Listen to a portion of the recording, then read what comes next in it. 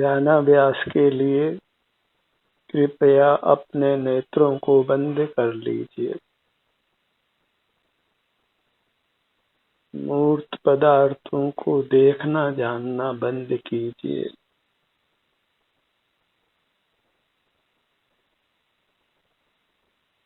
अपना मुख अपनी ओर कीजिए। आपका सुख आप में है, मूर्त पदार्थों में नहीं है। इंद्रियों से हम मूर्त पदार्थों का आश्रय करते हैं और उसी हेतु से फिर संसार में परिभ्रमण करते हैं।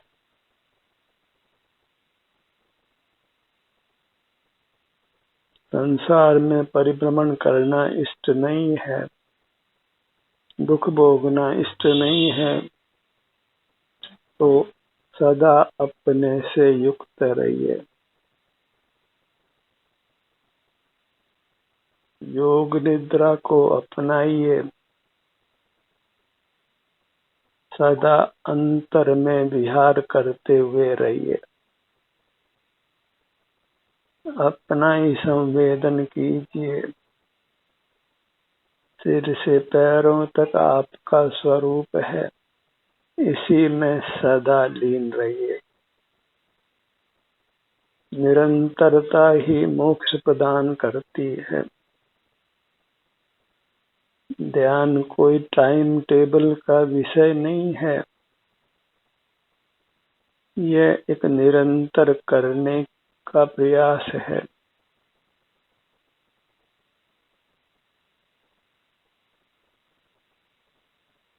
क्योंकि हमें सुख निरंतर चाहिए, तो हमें सुख के स्रोत से निरंतर जुड़कर रहना होगा। दुख कभी भी नहीं चाहिए, तो दुख का स्रोत जो मूर्त जगत है उससे विमुख रहना होगा।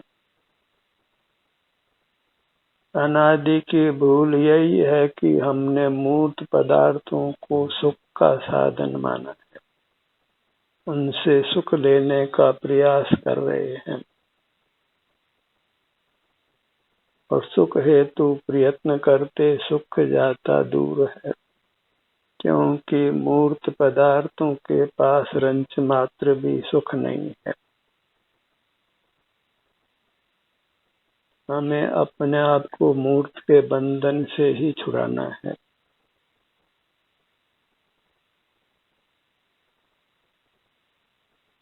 मूर्त पदार्थ के बिना संसार यात्रा नहीं होती है। यदि जगत में मूर्त पदार्थ नहीं होते तो हम निर्बंध होते और सदा ही परमात्म रूप होते। हमारे परमात्म रूप को मूर्त पदार्थ ने ही रोका है। हमारे में मूर्त की ही मिलावट है। यह भौतिक जगत ही सकल दुखों का हेतु है। भीतर अपना आध्यात्मिक जगत है जो आनंद से रचित है। सिर से पांव तक यही आनंद महल है। हमारी अमूर्त काया आनंद महल है, जिसमें हम सुख से निवास कर सकते हैं और बाहर कहीं आनंद नहीं है। अपने में ही निरंतर संलग्न रहना है। भीतर ही तीर्थ है, उसी में यात्रा कीजिए। अपने हर भाग का संवेदन कीजिए। कुछ प्रमाद नहीं करना है। वैरमुक्ता ही प्रमाद है, वही असावधानी है और उसी से संसार में परिभ्रमण रूप दुर्घटना हो रही है। हम दुर्घटना में ही जी रहे हैं और उससे बचने का कुछ भी उपाय नहीं करते, और वह उपाय मात्र योग निद्रा है। उसी को भजना है, उसी का दूसरा नाम शवासन है। मृत के समान निश्चेष्ट रहना है, निद्रा के समान बाह्य जगत से विमुख रहना है। इतना विशेष है कि हमें अपने से युक्त रहना है। सिर से पैरों तक हमें अपना अवभाषण होता है। बाल गोपाल सभी को, मनुष्यों को, पशु पक्षियों को भी, जीव मात्र को, क्योंकि हर जीव को अपने विस्तार में सुख दुख का संवेदन होता है। आराम या वेदना में से एक स्थिति अवश्य होती है, क्योंकि हर जीव सुख स्वभावी है।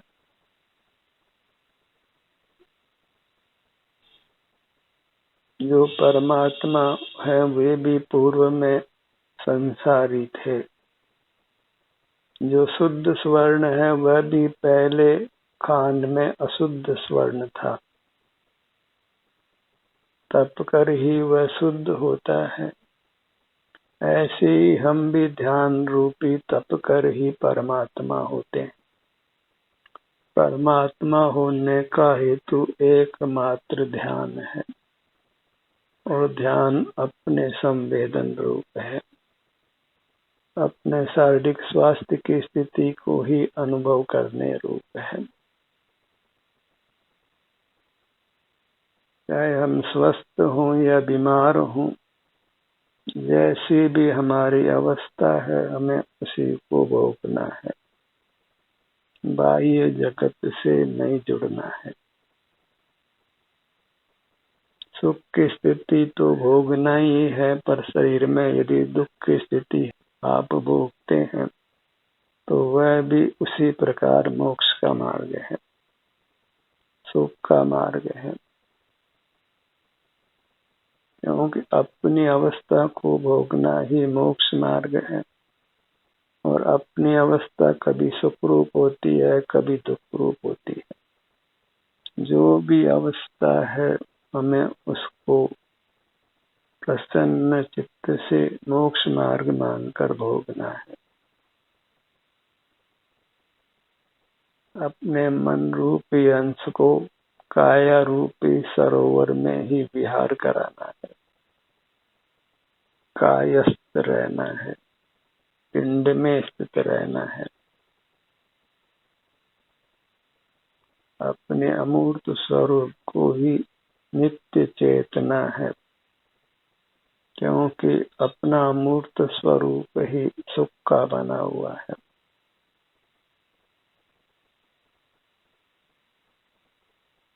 निज में ही नित्य विहार करने विहार कर तू पर द्रव्य में।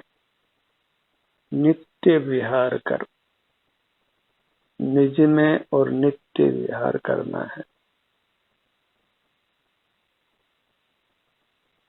एक क्षण को भी बहिर्मुख होना योग्य नहीं है। क्षण भर की बहिर्मुखता घोर संसार उत्पन्न करती है, और जो निरंतर ही बहिर्मुख रहते हैं उनके दुखों की क्या कथा है।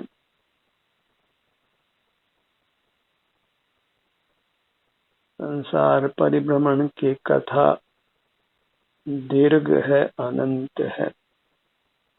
दुखों की कहानी अनंत है। पूर्व का दुख आज अनुभव में नहीं आता है, अन्यथा तो दुखों का पीछे कोई पार नहीं है जो हमने भोगा है। क्योंकि वर्तमान सुख दुख भोगने में आता है, पूर्व का सुख दुख भोगने में नहीं आता।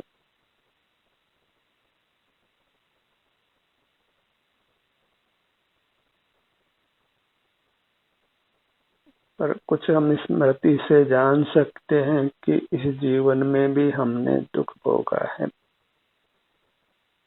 इसी प्रकार हमने पूर्व जन्मों में भी दुख भोगा है। अन्य जीवों को दुखी देखकर भी आप जान सकते हैं कि संसार दुखों से भरा हुआ है, अत्यंत भयावह है।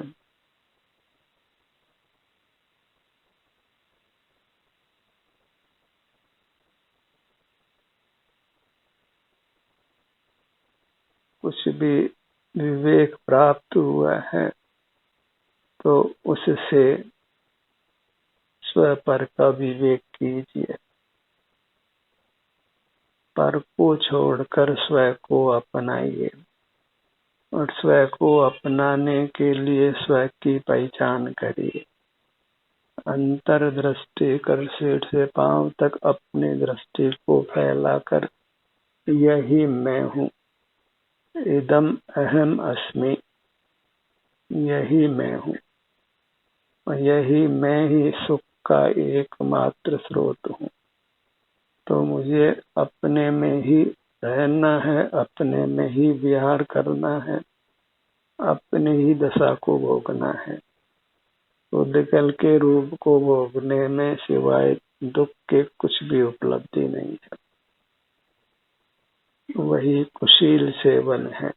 उद्गल अपना नहीं है, पर है, और पर का सेवन करना अपराध है। जैसे पर स्त्री का सेवन करना अपराध माना जाता है, ऐसे ही किसी भी परद्रव्य का सेवन करना अपराध है।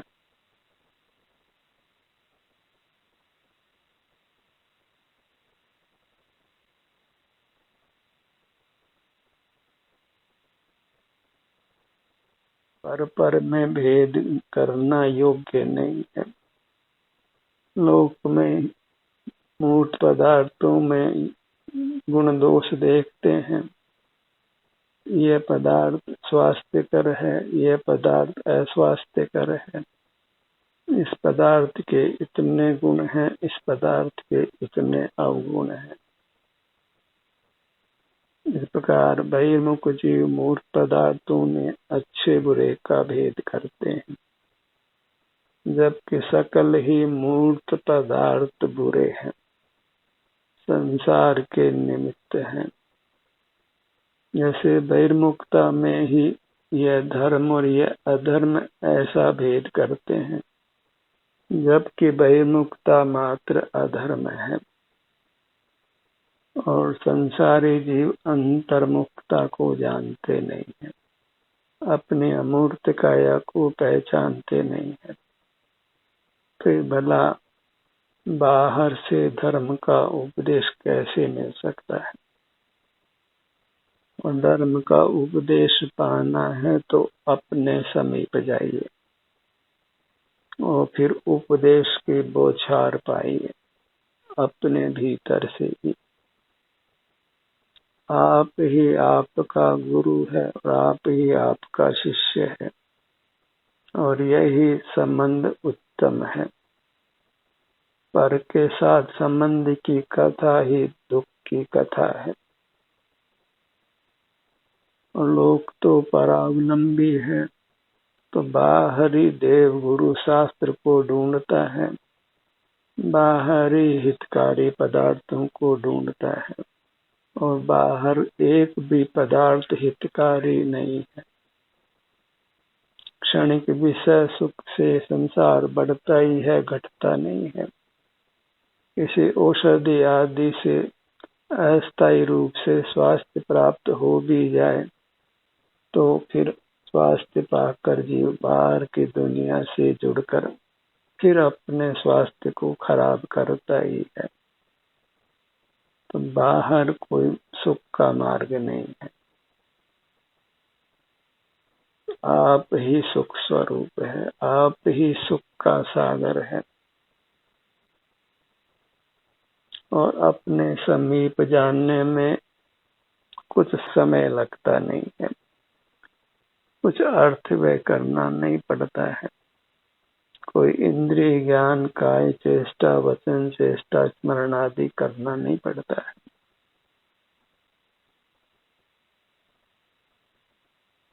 आप स्वमेव सुख का ही बना हुआ है। अचिंत सुख शक्ति का धारक देव है। अन्य पदार्थों के ग्रहण से वास्तव में सुख का प्रयोजन सिद्ध नहीं होता है। आओ झूले मेरे चेतन आत्म भवन में, अपने भवन में। सिर से पांव तक ये अपना आत्म भवन है, इसी में क्रीड़ा करिए, सुख से निवास करिए। अपने मूर्त को सदा लक्ष्य में रखिए। यदि आप चाहते हैं कि सदा स्वस्थ रहें, सुख का अनुभव करें, निराकुल रहें, तो अपनी मूर्त से ही युक्त रहिए। अन्यथा शरणम नास्ति, बाहर कहीं शरण नहीं है। जो तथाकथित बाहर में देव शास्त्र गुरु हैं, उनकी भी वास्तव में किंचित भी शरण नहीं है। शरण आपको आप ही देव है, आप ही गुरु है, आप ही शास्त्र है, आप ही मित्र है, आप ही बंधु है, आप ही माता है, आप ही पिता है, आप ही पुत्र है, आप ही भाई। सर्वस्व आप ही है, क्योंकि अन्य के साथ अपनापन का व्यवहार योग्य नहीं है। पर ही है, वह कभी स्वयं नहीं होता है, और पर होने से उसका आश्रय परावलंबन है, उससे दुख ही होता है। स्व ही है, उसके अवलंबन से स्वाधीनता होने से वह स्वयं सुख का ही हेतु है। पर दो दुख गई, पर द्रव्य के आश्रय से दुख होता है, दुर्गति होती। स्वदो सुख गई, स्वद्रव्य के आश्रय से सुगति होती है। अपने को मजबूती से पकड़ कर रखिए। धन जन को मजबूती से नहीं पकड़ना है, पकड़ना ही नहीं है। पर को छोड़ना है और अपने को अपनाना है। तज पुद्गल ग्रह जीव बस शीघ्र लहो कल्याण। आप में रमण करता हुआ ही उत्तम सुख भोगता है।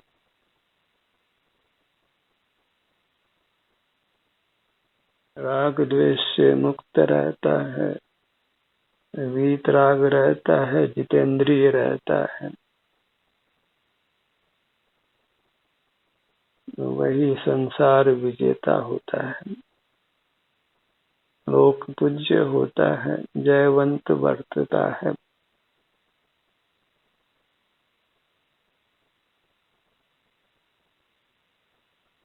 अपने ध्यान को अपने सिर के भाग पर लाइए।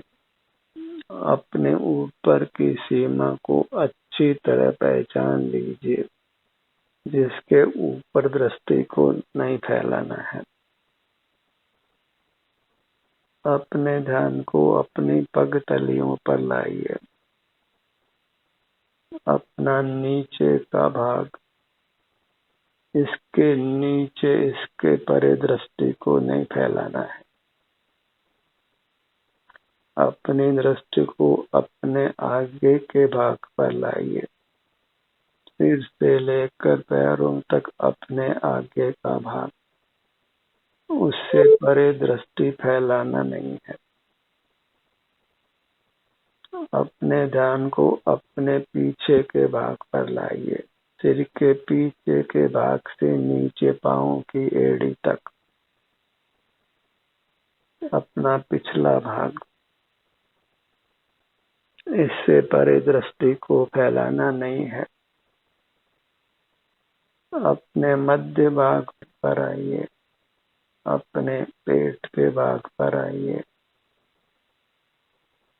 इसके भी मध्य में नाभि के स्थान पर आइए।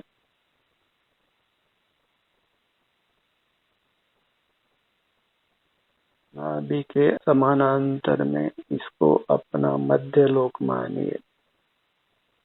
इसके ऊपर सिर के भाग तक ऊर्ध्वलोक मानिए और नाभि से नीचे पगतलियों तक अधोलोक मानिए।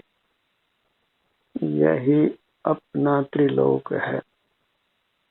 इसी के स्वामी बनिए, त्रिलोकी नारायण बनिए, त्रिलोकी नाथ बनिए, तीन लोक के अधिपति बनिए। आपका अपना त्रिलोक है जो चिल्लोक है, चिदाकाश है। ये चैतन्य की धरा है जो आनंद की बनी हुई है। आनंदम ब्रह्मणो रूपम निज देहे व्यवस्थितम ध्यानहीना न पश्यन्ति जात्यन्धा एव भास्करम।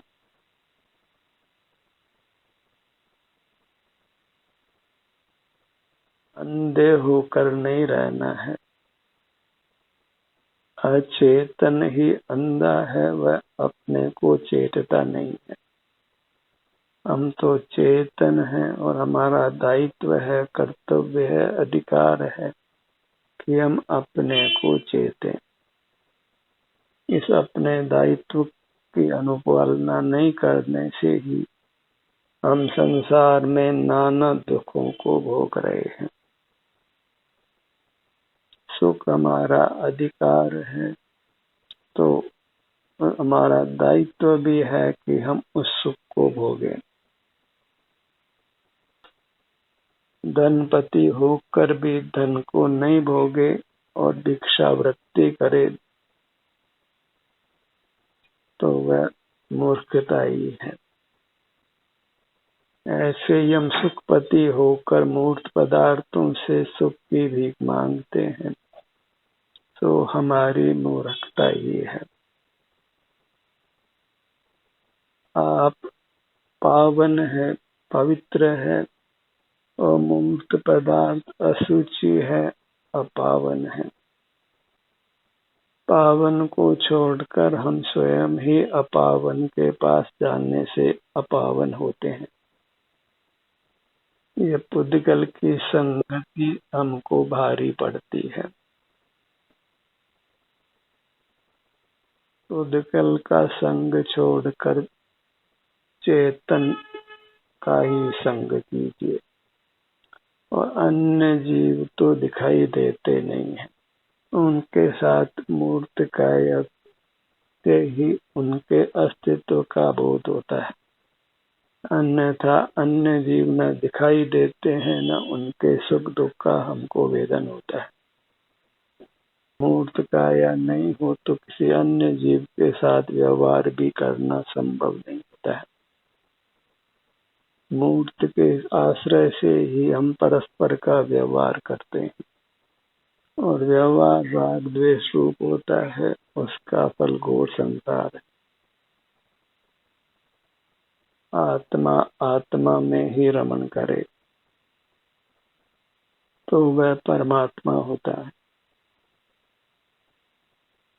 और पुद्गल में रमता है तो फिर अधोगति में ही जाता है, उसका पतन ही होता है और वह फिर घोर दुखों को भोगता है।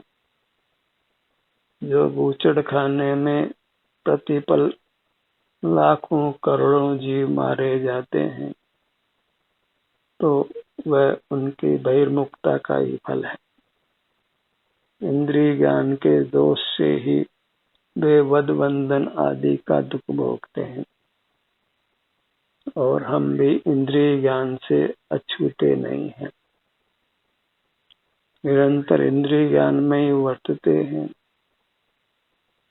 तो कब वध बंधन के चक्कर में आ सकते हैं कोई जानता नहीं। मूर्तिकाय के साथ तो कभी भी कोई भी दुर्घटना और मरण होना संभवित है। मूर्तिकाय के साथ हमारी कोई कुशल नहीं है, क्योंकि यह अत्यंत विनाशी है। जब विनाश होने का प्रसंग आता है तो एक समय आगे कोई इसको बढ़ा सकता नहीं है।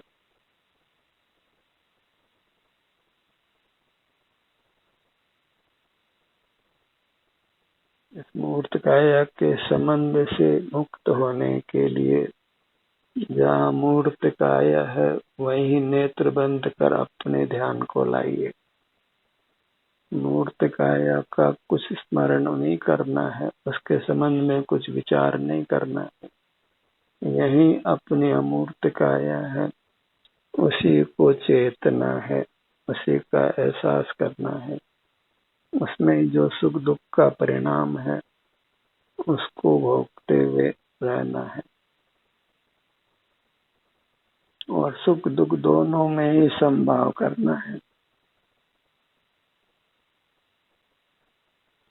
वेद ज्ञान अपने भीतर नहीं करना है, वेद ज्ञान स्वपर में करना है। अपने भीतर जो भी अवस्था है वह अपनी है और ग्राह्य है। यह अच्छी और यह बुरी ऐसा विकल्प नहीं करना है। वेदना है तो वेदना से मुक्त होने का भी कोई विकल्प नहीं करना है। वेदना है तो उसको भी सहर्ष भोग लेना है। ऐसी सहिष्णुता को जागृत करिए। निश्चित जान लीजिए कि सहिष्णुता के बिना मोक्ष मार्ग कदापि नहीं है। आप सहन नहीं करते और परावलंबी होते हैं तो फिर ध्यान रखिए, पराधीन सपने सुख नहीं। स्वाधीनता में ही सुख है, और स्वाधीनता अपने सन्मुख रहने का नाम है, अपनी अवस्था को भोगने का नाम है। अपनी मूर्त को छोड़ना नहीं है, और पर की मूर्त जो पुद्गल की मूर्त है उसको विषय बनाना नहीं है। तो फिर संसार का अंत होने में देर नहीं आती। अपने में ही नित्य विहार करने का पुरजोर प्रयत्न करिए। कुछ प्रमाद नहीं करना है, कुछ बाहर की दुनिया के आकर्षण में रहना नहीं है। ध्यान का सत्र यही समाप्त होता है। आपकी सहभागिता के लिए धन्यवाद।